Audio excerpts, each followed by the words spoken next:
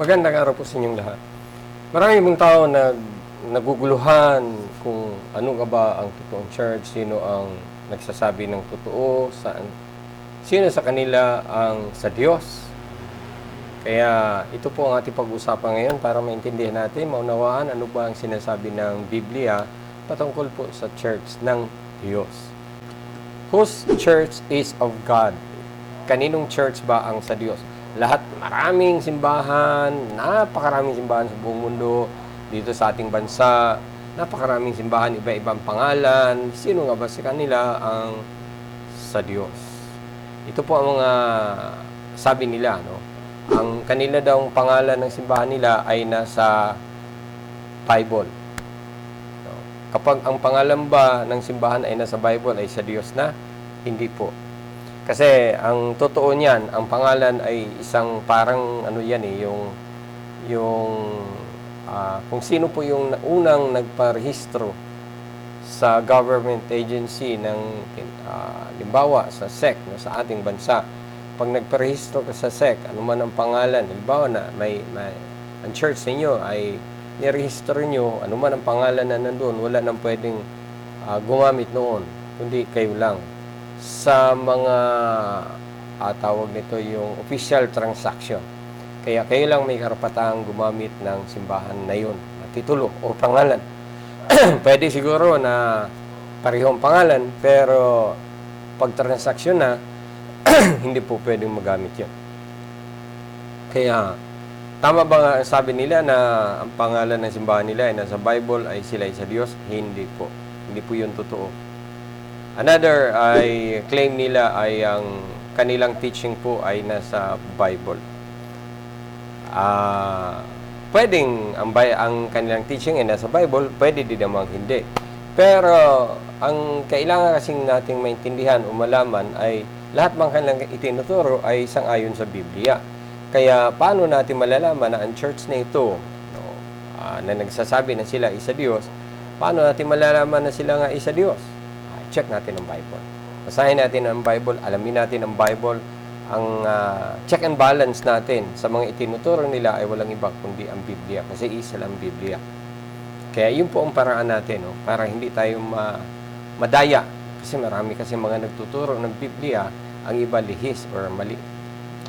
Another claim no, ng mga churches na sila daw ay sa Diyos ay ang kanilang pinaka-founder o leader nila ay sugo ng Diyos. Alam niyo po, madali naman mag-claim. No? Ikaw, pwede ka mag-claim na ang Diyos nangusap sa iyo kagabi lamang, kinausap ka ng angel. Lahat ay pwede mag-claim na tayo ay sinugo ng Diyos, inutusan ng Diyos. Pwede po eh. Ang problema ay sino ang makapag-testify na totoo ka ng sugo ng Diyos. Dahil kung sinabi mong ikaw ay kinausap ng Diyos, paano namin nalaman kinausap ka ng Diyos? Diba? Kaya yun po ang problema. Kaya pwedeng lahat ay tayo mag-claim. Pero kaya lang, paano natin malalaman sila nga ay sa Diyos? Meron pong passage sa Bible, no? Sa Matthew chapter dito po sa Matthew chapter 7 verse 15 po hanggang 20. No, ang sabi po dito, you will know them, beware of false prophets who come to you in sheep's clothing, but inwardly they are ravenous wolves. You will know them by their fruits. Do men gather grapes from thorn bushes, or figs from thistles? Even so, every good tree bears good fruit, but a bad tree bears bad fruit. A good tree cannot bear bad fruit, but nor can a bad tree bear good fruit. Every tree that does not bear good fruit is cut down and thrown into the fire. Therefore, by their fruits, you will know them. Kaya paano natin malalaman na ang false prophet, false teachers, false ministers, false pastors, paano malalaman? By their fruits. At ano po ang fruits nun? Paano sila mamuhay? Paano ba ang kanilang pamumuhay? Sila ba ay nagpapakumbaba? Sila ba ay mayayabang, nagmamataas, proud? Doon po natin makikita. Sila ba ay mga mababait, titino? Kaya doon natin malalaman sa kanilang bunga. Isa pa, yung kanilang bunga ay yung lifestyle nila. Kanilang bang lifestyle ay luxurious ba?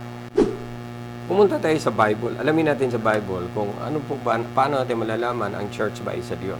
Kapag ang church na ito ay ganito po ang ginagawa, ito po yung number 1. The Church of God is preaching Jesus as the only Savior and Lord. Kapag ang church na dinaduluhan mo ay pinapangaral na si Jesus lang ang tagapagligtas at wala nang iba, siya lamang ang Panginoon at wala nang iba, yun po ay sa Diyos. Pero siyempre, balance din po natin kasi baka may iba pa silang teaching na iba. No? Kaya kailangan din titingnan din natin. Pero number 1 na dapat nating malaman na ang church na ating dinaduluhan ay pinapangaral walang iba kundi si Jesus lamang. Siya ang tagapagligtas, siya ang Panginoon at wala na pong iba. Pag meron pa po ibang mga paraan para maligtas ang tao, no, kung manib sa church, ay hindi yun sa Diyos. Kapag ang church na nagki-claim na sila ay sa Diyos at ang sabi nila, pag naging member ka sa aming church, kayo ay maliligtas, hindi po yan sa Diyos. Dahil ang tagapagligtas, isa lang po, Jesus lang. No, Jesus said, I am the way, the truth, and the life. No one can go to the Father except through me. Kaya si Jesus lang po talaga ang tagapagligtas. Kaya kailangan po ang pinapangaral nila ay si Jesus. Mark 16:15, ang sabi dito, and he said to them, go into all the world and preach the gospel to every creature. Kaya sinabi po dito na ipangaral ang magandang balita. At pag sino man sumampalataya ay dapat mabautismuhan at sila po ay maliligtas. Ayon po sa verse 16. No, kaya ang kailangan po natin or ang church na dapat ating dinaduluhan ay pinapangaral si Jesus na siya lamang ang tagapagligtas at wala na pong iba. Another passage in Acts 5:42. Ang sabi po dito, and daily in the temple and every house they did not cease teaching and preaching Jesus as the Christ. Kaya ito po yung ginawa ng mga unang church, mga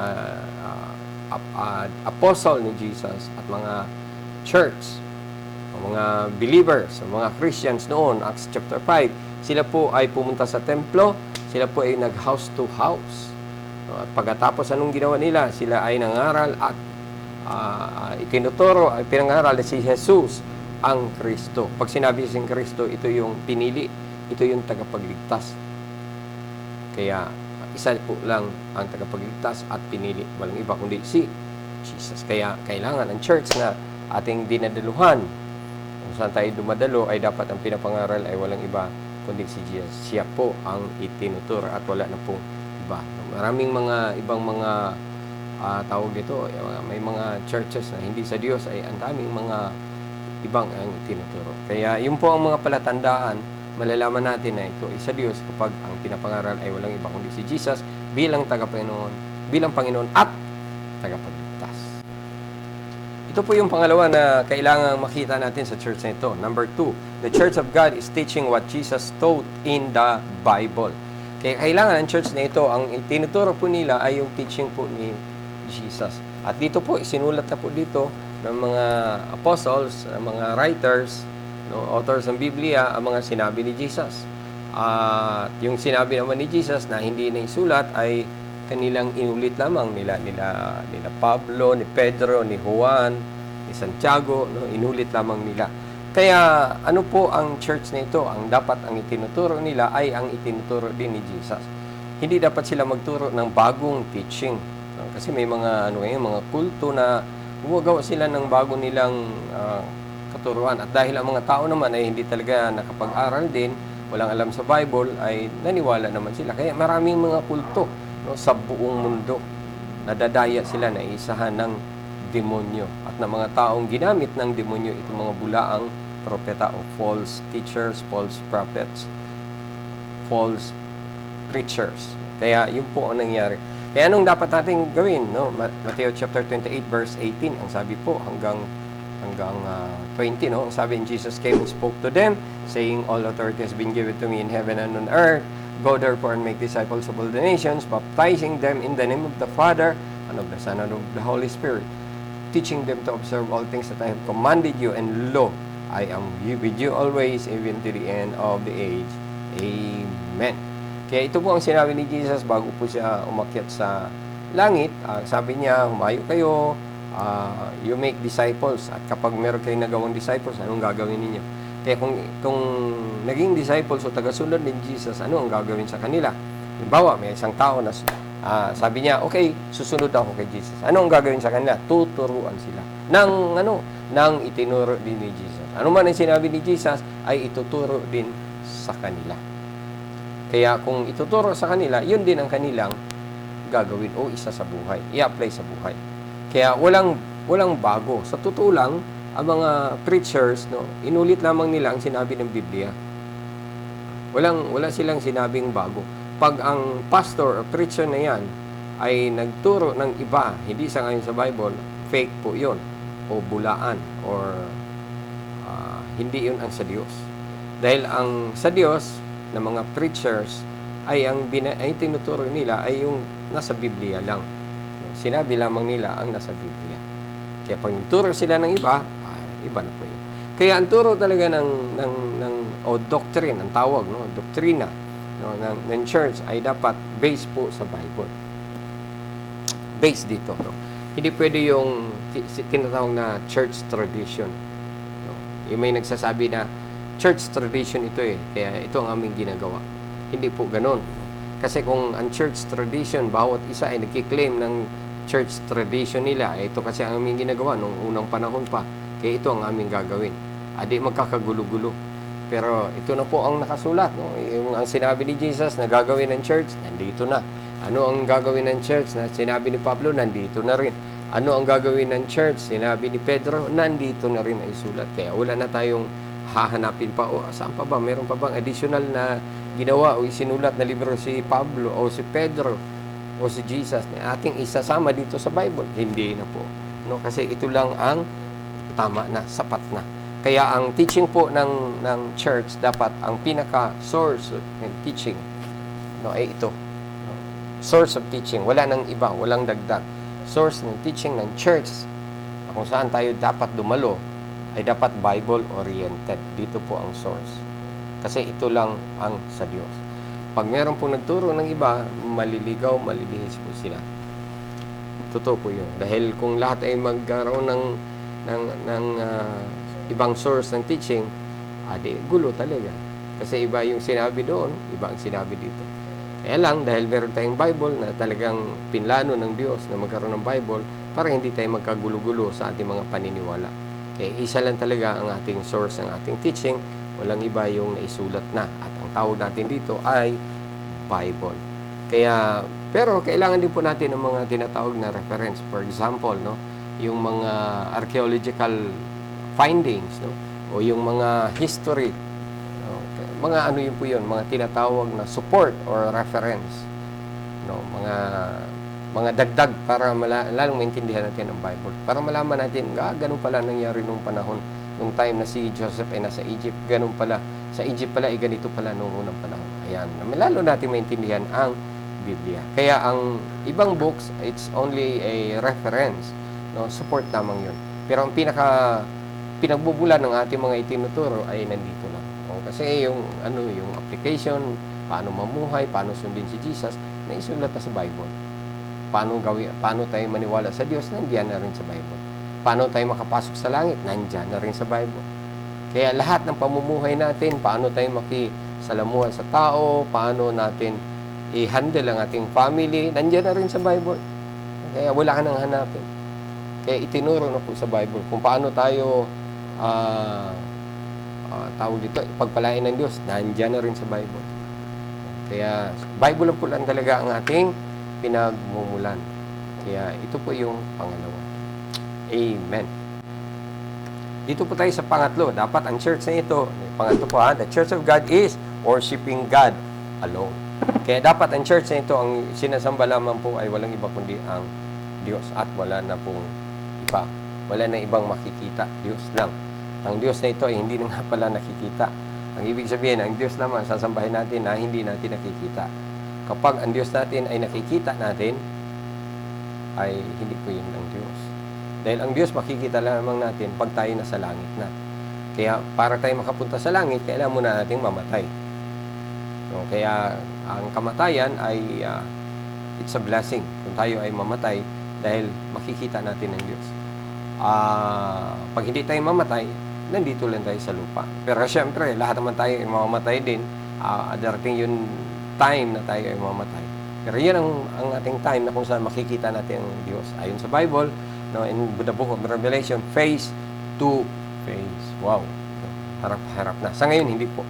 Kaya ang church natin ay dapat walang images, walang rebulto, walang makikita tayong kamukha ng Diyos na wala naman talagang nakakaalam kung ano ang mukha ng Diyos. Kaya hindi pwede yun. Kaya ang sinasamba natin, isa lang po ang Diyos lang. Tingnan natin ang Matthew chapter 4 verse 8. Ito po si Satanas, tinukso si Jesus. Tinukso ni si Jesus. Ang sabi niya, again, verse 8 tayo, again, the devil took him up on an exceedingly high mountain, showed him all the kingdoms of the world and their glory. And he said to him, all these things I will give you if you will fall down and worship me. And Jesus said to him, away with you, Satan, for it is written, you shall worship the Lord your God, and him only you shall serve. Then the devil left him, and behold, angels came and ministered to him. Ano po ang tukso ni Satanas kay Jesus? Ang sabi niya, bibigay ko lahat ng karangyaan sa mundong ito. Lahat ng ang tawag dito, kayamanan, lahat ng bagay sa mundo ito ibibigay sa inyo. Ibibigay ko sa iyo, sabi ni Satanas kay Jesus, sumamba ka lang sa akin. Sabi niya, no? Lumuhod ka at sumamba sa akin the first time. Pero anong sagot ni Jesus? Ang sagot ni Jesus, lumayas ka, Satanas. Ang sasambahin lang, isa lang, ang Diyos lang. At siya lang ang paglilingkuran. Sabi po ng verse 10. Siya lang paglilingkuran, siya lang sasambahin. Alam niyo po, may mga tao, no? Ito, tukso ito ni Satanas. May mga tao, no?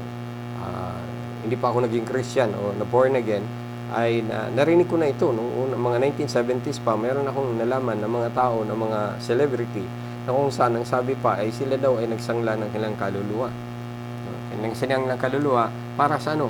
Fame. Para sa ano? Wealth. Para sa kayamanan, para kumita, para maging sikat. May mga taong ganun ang ginawa daw. Ewan ko lang kung totoo yun. Pero yun po ang mga nalaman ko lang, no? Ito sa US. At kaya sila ay naging popular, no? Mga taong ito. At yun ang mga mga speculation or mga chismis na yung mga na ito ay miyembro ng Illuminati ngayon, no? Nung panahon na yun ay hindi pa naman popular yung Illuminati. Noong mga 1970s, 80s, hindi pa masyado. Kaya ngayon ay sila, miyembro ng tinatawag na Illuminati. At siyempre, ano bang ginagawa nila? Sila po ay sa demons. Kaya ito ang ni Satanas, ang kanyang offer, no? Pag sumamba ka sa akin, ibibigay ko lahat ng karangyaan, lahat ng kayamanan, bibigay ko sa iyo. At yun nga, ang chismis ay maraming mga celebrity. At siguro ilan sa inyo ay meron kayong nabasa, napanood sa YouTube, no, na mga taong ito na sumikat dahil ang kanilang kaluluwa ay kanilang isinangla. At sinasamba nila si Satanas. At tama nga, itong sinabi dito, tinukso si Jesus. Ibig sabihin, noon pa man, ay sinubukan na ni Satanas na tuksoin si Jesus at ganoon din ang offer. At ngayon ay in-offer din ni Satanas sa mga tao. Kaya kawawa ang mga taong ito dahil ang kanilang sinamba ay ang Diablo, kung saan siya man ay parurusahan din ng Diyos. Kaya kapag ang church natin ay sinamba natin ay mga bagay, mga rebulto, kahoy, images, o anumang bagay na sinamba natin ay hindi po yun sa Diyos. Ang church na totoong sa Diyos ay sumasamba lamang sa Diyos na hindi nakikita. Ito pong sinabi in John chapter 4, 23 to 24. God is Spirit. Kaya ang Diyos po ay Espiritu at siya ay sasambahin lamang sa Espiritu at katotohanan. Kaya ang church na dapat nating dinadaluhan ay sumasamba sa Diyos na hindi nakikita, sumasamba sa Diyos sa Espiritu. Kapag hindi yun sa Diyos. Philippians chapter 2 verse 9 and 10, therefore God also has highly exalted him and given him the name which is above every name, that at the name of Jesus every name should bow, of those in heaven and of those on earth and of those under the earth, and that every tongue should confess that Jesus Christ is Lord, to the glory of God the Father. Kaya ano pong sinabi dito? That at the name of Jesus, every knee should bow, every tongue confess that Jesus Christ is Lord.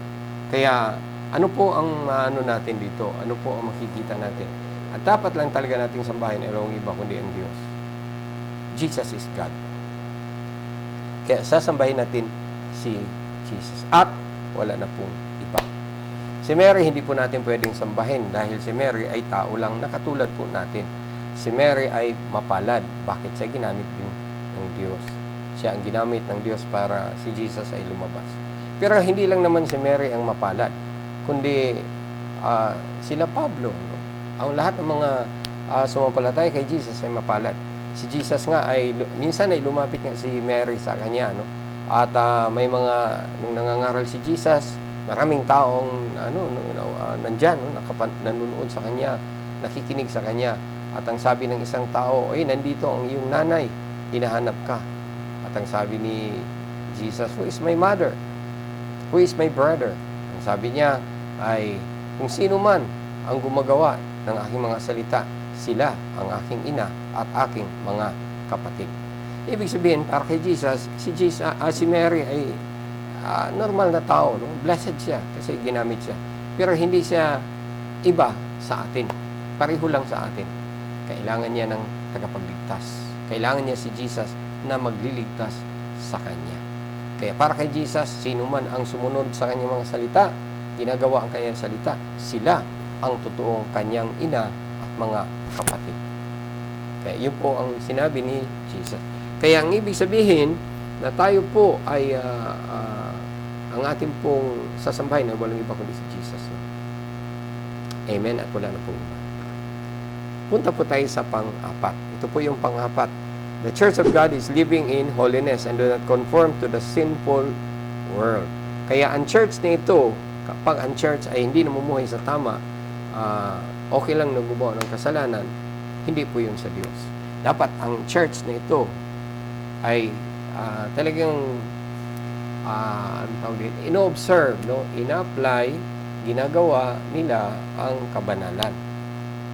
Kaya pag nagkasala, kailangan may disiplina. Yun po ang church na sa Diyos.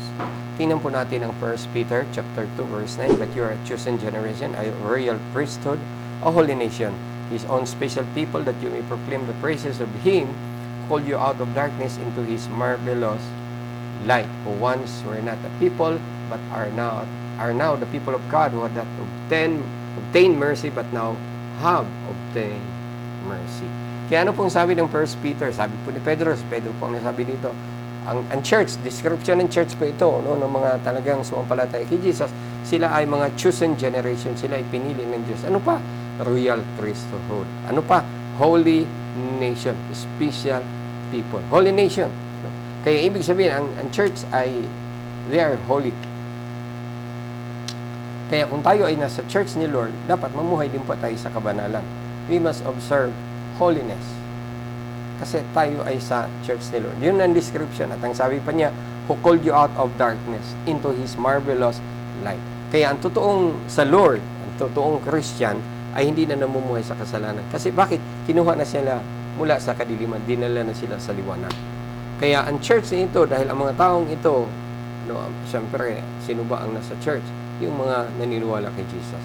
Kaya ang mga taong ito ay kinuha mula sa kadiliman. At kung sila kinuha mula sa kadiliman, dinala sa liwanag, paano sila mamuhay ngayon?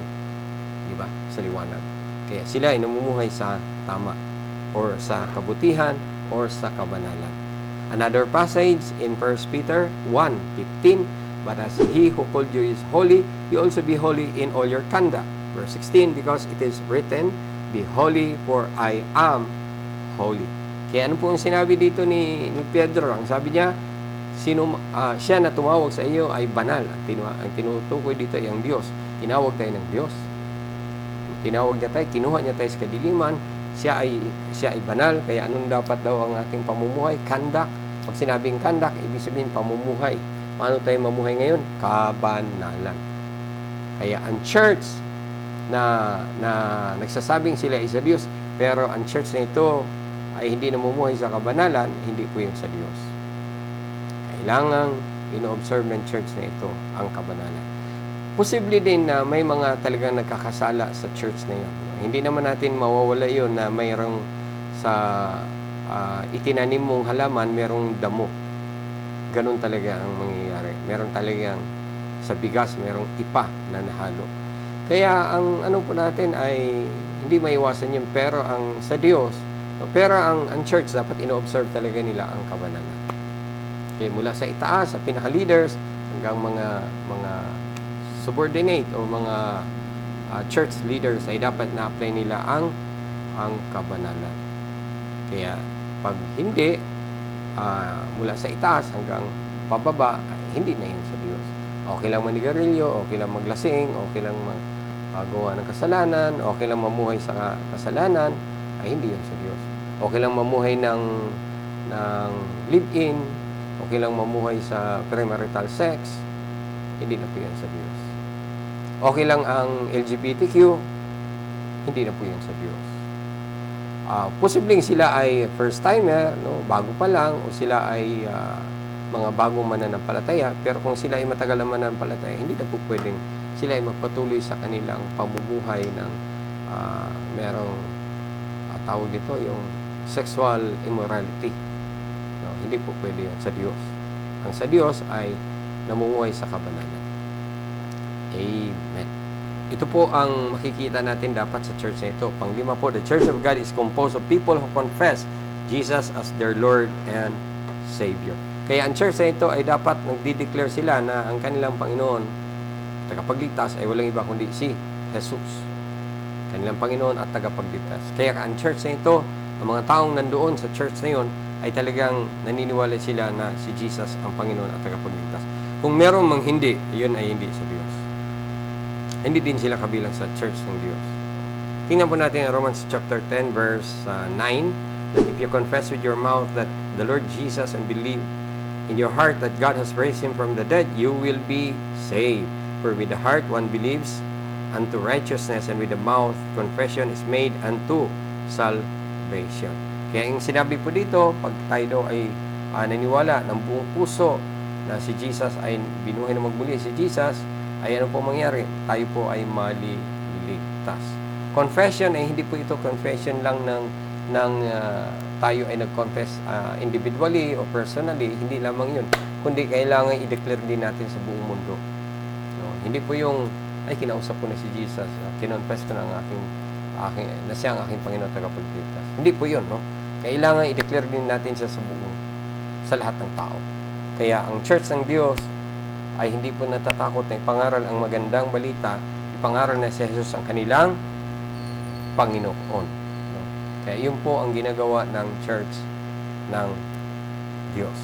Hindi po sila namumuhay ayon sa kanilang kalooban, kundi sila po ay namumuhay ayon sa kalooban ng Diyos. Yung, kapag hindi, ay may problema po tayo. Alam niyo po, hindi lahat ng mga dumadalo sa church, physical, no, ang tinutukoy natin, ay sa Diyos. Pero ang sa Diyos kasi, ayon sa Bible, mayroong tinatawag na isa lang kasi ang church, no? Ayon sa Bible. At ang miyembro ng church na ito, lahat ay sumampalataya kay Jesus. Kaya sa buong mundo, isa lang ang church. Regardless of title or pangalan. Ang tingin kasi natin, pangalan, local church na yan, mga ganun ba, isang church na yan. Hindi po. Ang tingin kasi ng Diyos, isa lang kasi ang Savior. Hindi marami ang Savior, isa lang, Jesus. Kaya si Jesus at lahat ng sumampalataya sa Kanya, ang tawag sa kanila ay isa lang na church. Pero sa physical church na tinatawag natin o local church, ay hindi lahat ang dumadalo ay sa Diyos. Kaya nga, sabi ni Jesus, Matthew 7:21, not everyone who says to me, Lord, Lord, shall enter the kingdom of heaven, but he who does the will of God or the will of the Father of my Father in heaven. Kaya sino lang po ang pwedeng makapasok sa langit, yun lamang gumagawa ng kalooban ng Diyos. Hindi naman lahat ng dumadalo sa church gumagawa ng kalooban ng Diyos. Ang iba namumuhay sa kasalanan. Ang iba ay hindi ginagawa ang gusto ni Jesus. Hindi nagsishare ng gospel. Ikinakahiya si Jesus. Hindi namumuhay sa tama. Kaya hindi lahat ng dumadalo sa church ay sa Diyos. Yun po ang katotohanan. Kaya ay paano yun? May mga tao na, ayoko diyang, ipokrito yung mga tao yan, mga chismosa yan. is totoo naman talaga. Sa church talaga, may mga tao ding mga chismosa. Pero hindi sila lahat. No, yun po ang mga tinatawag na mga damo, no, or ipa. Hindi talaga sila yung bigas. Kaya, hindi natin maano yun. No? Hindi naman natin masisis. Kasi posibleng sila ay mga bago pa lang o posibleng sila ay matagal na. Kaya lang hindi talaga sila lumago, no, sa spiritual. Kaya nanatili silang mga nasa kasalanan. Pero hayaan natin sila kasi si Lord ang bahala sa kanilang hahatol sa kanila. Basta tayo, ang part natin ay tayo ay sumampalataya sa Diyos, sumampalataya kay Jesus bilang Panginoon at tagapagligtas, at dumalo tayo sa church na talagang dinideclare nila na si Jesus ang Panginoon, pinamumuhay nila na si Jesus, sumusunod sila kay Jesus, at ang kanilang source, ang kanilang teaching ay walang iba kundi ang Biblia. Kaya doon tayo dumalo na church. Pag hindi ganon, yung sinabi ko kanina sa inyo, pag hindi ganon ang kanilang ginagawa, hindi nila pinapangaral si Jesus na siya lang tagapagligtas at Panginoon at meron pang ibang tagapagligtas, hindi yun sa Diyos. Kapag ang church na ito, ang itinuturo ay hindi yung turo ni Jesus na mga apostles, hindi yun sa Diyos. Kapag ang church na ito, hindi sinasamba ang Diyos lang na hindi nakikita, no? Hindi siya ang sinasamba ng church na ito, ang Diyos na hindi nakikita, hindi po yun sa Diyos. Pag meron pa silang ibang mga bagay na sinasamba. Kapag ang church na ito ay hindi namumuhay sa kabanalan, no? Namumuhay sila, parang okay lang na gumawa ng kasalanan, hindi po yun sa Diyos. Kapag ang church na ito ay ang mga tao na yun, majority ang tinutukoy ko, no? Sabi ko, merong mga minimal numbers na kung saan sila ay talagang hindi namumuhay para kay Lord. Hindi nila dinideclare na si Jesus ang kanilang Panginoon at tagapagligtas. Pag meron mang ganon, hindi po yun sa Diyos. Pag majority na. Pero pag mga ilan lang naman sila, kasi hindi naman natin talaga mawawala yun. Meron talagang hindi pa sa Panginoon. Jesus nga, out of the 12, merong isang Judas na kasama niya, si Judas. Di po ba? Kaya, ganoon talaga. Kaya sa atin ngayon, ay anong gagawin natin? Ano ba ang totoong church? Yun po ang aking tinalaki ngayon. Nawa, naintindihan natin at huwag natin kalimutan yun kasi mahalaga yun. Dahil kung wala ang church, paano naman tayo? Kailangan natin ang church. Pag sinabing church, ito yung mga tao, tao na nagtitipon. Hindi naman pwede tayong mabuhay na mag-isa lang. Hindi tayo pwedeng mabuhay na tayo-tayo lang. Hindi pwede. Kailangan natin salita ng Diyos. Kailangan natin may magtuturo sa atin ng salita ng Diyos. Kailangan natin mag-encourage sa atin ang mga kapatiran natin sa Panginoon. Kailangan natin sila. Kaya hindi pwedeng mamuhay tayo na hindi kasama ang church ng Diyos o hindi tayo kabilang sa church ng Diyos. Kung tayo ay sumasampalataya kay Jesus, sumusunod kay Jesus, dapat sumama tayo sa mga sumusunod kay Jesus. Ang tawag natin ay church. Amen. Nawa, meron tayong naintindihan na unawaan at ang pinakamahalaga sa lahat ay application. Apply natin, huwag natin kalimutan.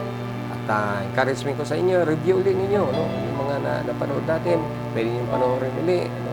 Yung mga ano nyo, ang tawag dito na take note ninyo ay review ulit, no? Para maintindihan natin, malaman natin ano nga ba ang mga tinuturo ng Biblia.